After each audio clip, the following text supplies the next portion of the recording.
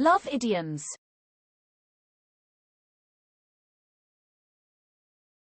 Love to death.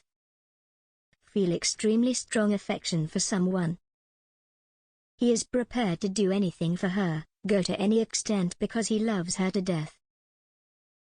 Origin. The phrase to death originally meant, and of course sometimes still does, to cause death. People and animals froze and starved to death, were hunted, worked and frightened to death. Eventually the phrase was extended to a hyperbolic use meaning to an excessive and distressing degree, as in I was worried to death. I'm sick to death of it. At some point, somebody thought it amusing and mildly paradoxical to extend this figurative use to something delightful, which gets you love someone to death. Joined at the hip. Two people who are inseparable. Sally and I are very much in love, but we are not joined at the hip. Origin.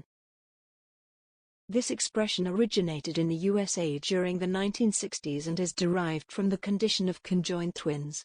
Many assumed that the term refers to Bunker brothers, who were an internationally celebrated pair of conjoined twins, and being from Siam, as Thailand was then called, were the source of the expression Siamese twins. However, this assumption is unlikely as they were joined at the sternum, not at the hips.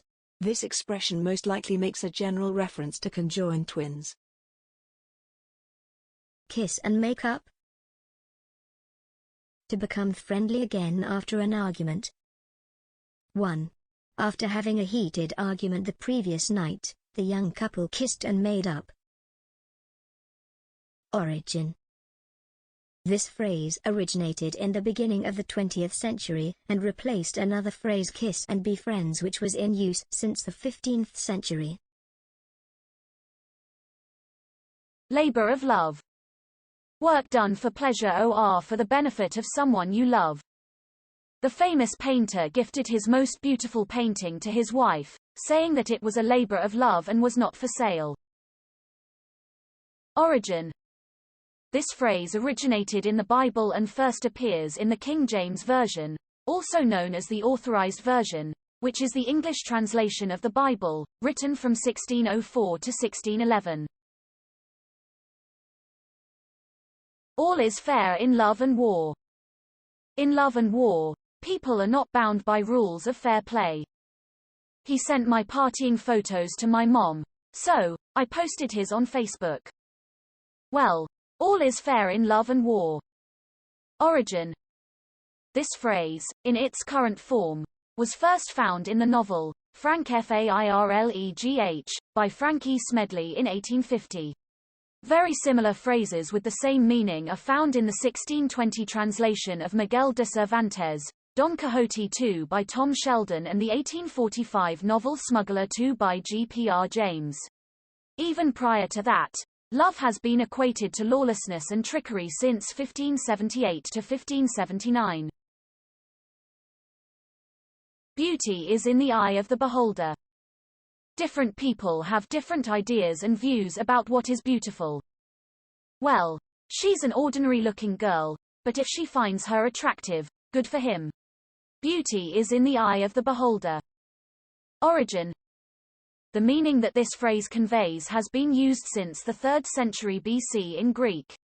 Thereafter, it has been used in various other forms. In the current form, it was first used in 1878 by Margaret Wolfe Hungerford in her book, Molly Bawn. Match made in heaven. Two people who are perfect for each other. 2. I hope Lily and Tim get married soon. They are really a match made in heaven. Origin. This phrase is based on the belief that divine forces have a hand in making two compatible people meet and pair up. Pop the question. Propose marriage to someone.